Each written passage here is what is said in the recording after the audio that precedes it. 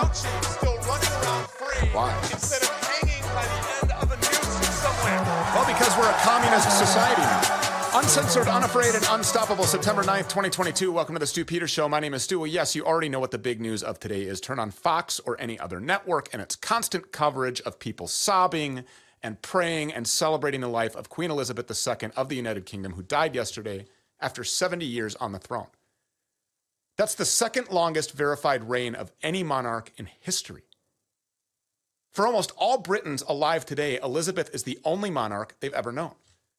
She was the last tangible link to the era of World War II and the great European empires that once ruled the globe. So, of course, there's been an outpouring of love for Elizabeth over the past 24 hours. It's nonstop. It's the constant news cycle. Nothing else matters. But does she deserve all of that? Well, first off, let's just say what's obvious about the country that she reigned over. It's absolutely indisputable that the Britain of today is worse off in every way than the country that she took over 70 years ago. Under Elizabeth's reign, abortion was legalized. Gay marriage, legalized. Gun rights, abolished. Christianity faded away or was outright suppressed. Globalization accelerated, and Britain spent 4 decades in submission to the European Union. Not to mention, Freemasonry and its byproducts completely flourished. Elizabeth's father, by the way, was Grand Master of the Scotland Grand Lodge. Did you know that?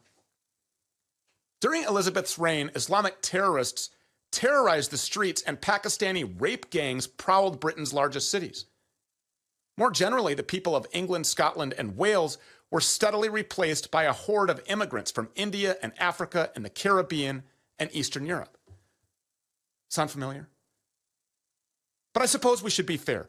Britain is a constitutional monarchy, so Elizabeth didn't have total control over those policies. But what she did have a major influence over was the conduct of the royal family itself. So let's take an honest look at that.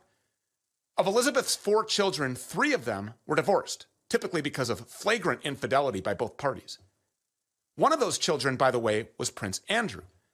You've probably heard about him in the news. He's the royal who was great friends with both Jeffrey Epstein and Ghislaine Maxwell. Prince Andrew brought those two and other sex predators like Harvey Weinstein right into the heart of the royal family. You can literally find photographs of Epstein and Maxwell seated in the exact same seat where the Queen was photographed at other times. Epstein victim Virginia Giuffre says that she was prostituted to Prince Andrew when she was just 17 years old, with Epstein paying her $15,000 to have sex with Prince Andrew. Andrew spent 3 days at Epstein's ranch in 2010 after he'd already been convicted as a sex trafficker. His excuse was that, it was just convenient. But Queen Elizabeth never did anything to punish or restrain her son. In fact, according to all the gossip, Prince Andrew was widely regarded as the Queen's favorite among her 4 children.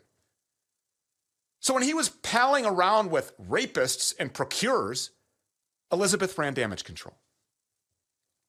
Another of Elizabeth's son, the new King Charles III, was great friends with TV star Jimmy Savile. He would call him for public relations advice.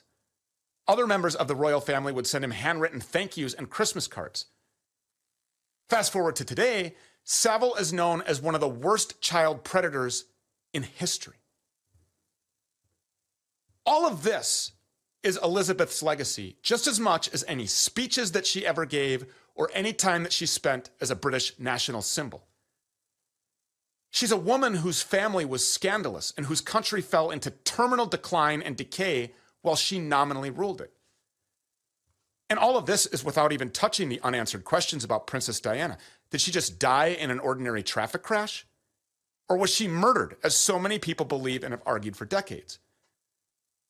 But even if that really was an accident, and even if all of the adjacency to child trafficking is inaccurate, which we don't believe that it is, why exactly are Americans supposed to love her so much?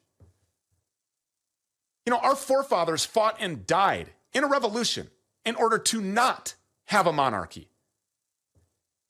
They died for the principle that nobody is simply born to a high station in life just because.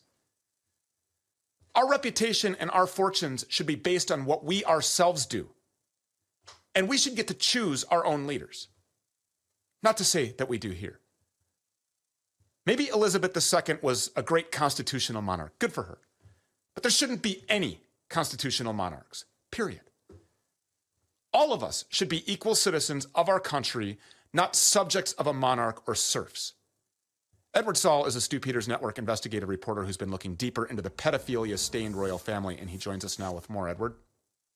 Stu, this legacy that's being left behind by the lying media and, of course, this family of corruption, pedophiles, Satanism, it's not a legacy I'm going to remember, pass on to my family. I thank God every moment that I left that country with my family. The reason Elizabeth is remembered in this manner, Stu, is because she is but another wing of this denomination of the devil throughout the world. The elite that have brought forth the Great Reset, the elite that have covered up sex crimes and gaslit the public into loving them, adoring them, idolizing them, while they abused the weakest among us. Now, Stu, you mentioned the Epstein scandal.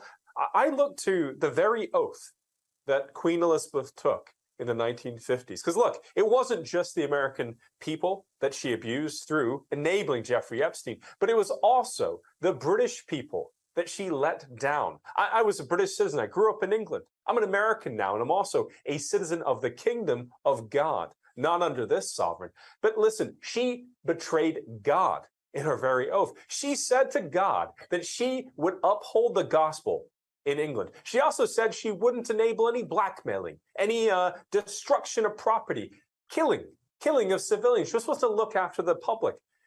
The war in the Middle East, the wars of terrorism, all the things that we've learned about, of course. Many people don't know that one of the first perpetuators of this wasn't America with the petrodollar.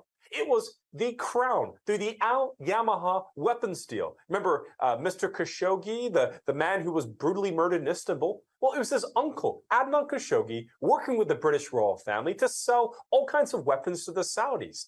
Now, of course, the Saudis, Jeffrey Epstein, every other pedophile, whether it be the BBC man Seville or Harvey Weinstein, the man who abused women in Hollywood, the thing they all have in common is that they followed a credo of sexual demonism. They wanted to rape the public like the elite have done for centuries. And as you noted, the best thing America did was revolt from the system. But then we let them back in. People will point at Queen Elizabeth, Stu, and say, well, it's not all her fault.